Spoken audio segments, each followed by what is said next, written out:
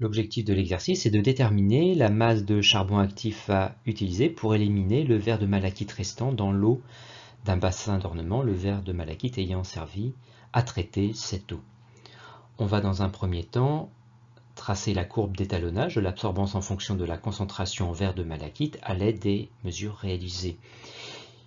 Il faut calculer auparavant la concentration molaire de chacune des solutions étalons grâce à la solution mère dont on connaît la concentration, 2,210-5 mol par litre, et des facteurs de dilution réalisés. Pour la première solution, on divise la concentration mère par 5, le facteur de dilution, soit 4,410-6 mol par litre. Et de même pour les deux autres solutions, ici avec un facteur de 2,5 et ici avec un facteur de 2. On place les 3 points sur un graphique et on trace la courbe d'étalonnage qui est une droite passant par l'origine d'après la loi de Berlambert. On place sur l'axe de l'absorbance la valeur correspondant à l'eau du bassin de 0,67 et par lecture graphique on en déduit la concentration de verre de malachite restant dans le bassin qui est de 8,210-6 mol par litre. On en déduit la concentration en masse en multipliant la concentration molaire en mol par litre par la masse molaire en grammes par mol. Mol fois mol moins 1 se simplifiant, il reste bien des grammes par litre, l'unité d'une concentration en masse. On fait l'application numérique et on trouve 2,7 mg par litre.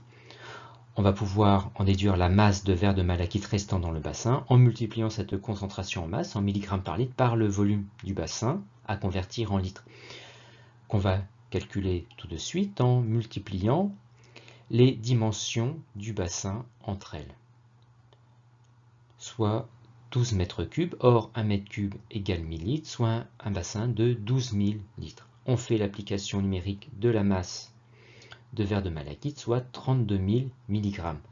Or, il faut 1 g de charbon pour éliminer 10 mg de verre de malachite. On en déduit donc le nombre de grammes de charbon à utiliser en divisant notre masse de 32 000 mg par 10 mg par gramme de charbon actif, soit 3200 g de charbon à utiliser.